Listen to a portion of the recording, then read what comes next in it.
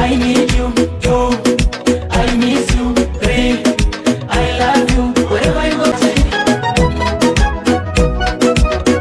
sasa niwache. What if we stars say you made to be right? Nothing could keep us. Bilang ako ng amo ko, yan, i-transfer ko, ilipat ang mga maliliit na sisiyo sa kanyang maliit na palawan. Ayan, nilagay ko sa box. Isa-isa ko 13 lahat yan.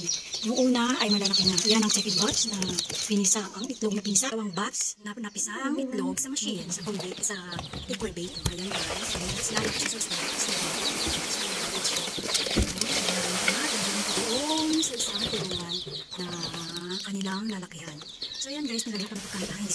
Ay, may na sila. Bakit lakas na kanilang ingay sa third floor. Ayan guys, so, nilagay ko na siya sa aming third floor sa storage yan. Guys, nililipat na natin sila at kukunin muna natin yung lagyan natin ayos. Kasi ang maliit yung malalaki, gawa ng magliliparan, napagpuan. So ayan, ayun, yung first stage na nakasisa sa tapos yan, yung sunod ko yan,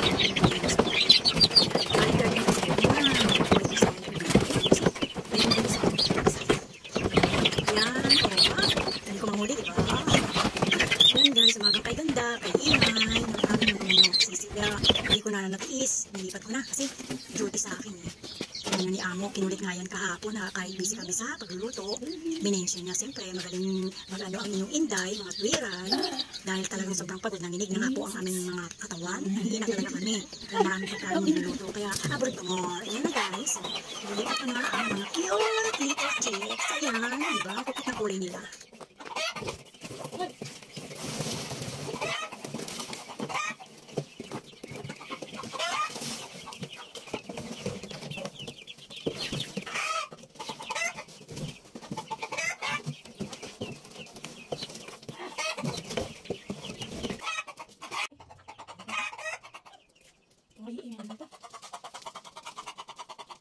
Mga anak niyo, ayan na. Masama, ayan ka ng mga anak niyo, ha? Yan, nakapit bahay, aga-aga. Kayo talaga mga marites. Mga bata pa kayo, mga marites na kayo sa matatanda. Takot yung mga matatanda sa kanilang mga anak. Ngayon na yung generation ngayon, yung mga matatanda na ang takot sa mga anak. Yung mga nagkukupulan sila, pinigil yung mga anak nila. Pag lumusot pa kayo, nilayak na yung harap.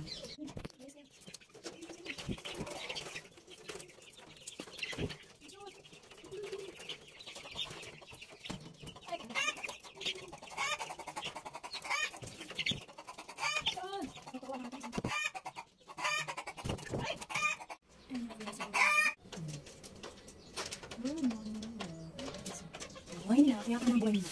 Kanya-kanya na sila. Hindi na makakalasot kasi na ito maingay na ito, kakatayin ka na namin. Natapos ko na rin ang trabaho. Accomplished done! To my channel, Jeans Kinena. Ayan guys, April 2. Ayan, ang hinanda namin. Bali si Ate Leia nag-settings niya. Table settings kasama si Madam. Ayan guys, at ito ang niluto ko. Full green beans. At ito ay green beans pa rin. Pero red sauce, yung isa naman, coriander tsaka garlic.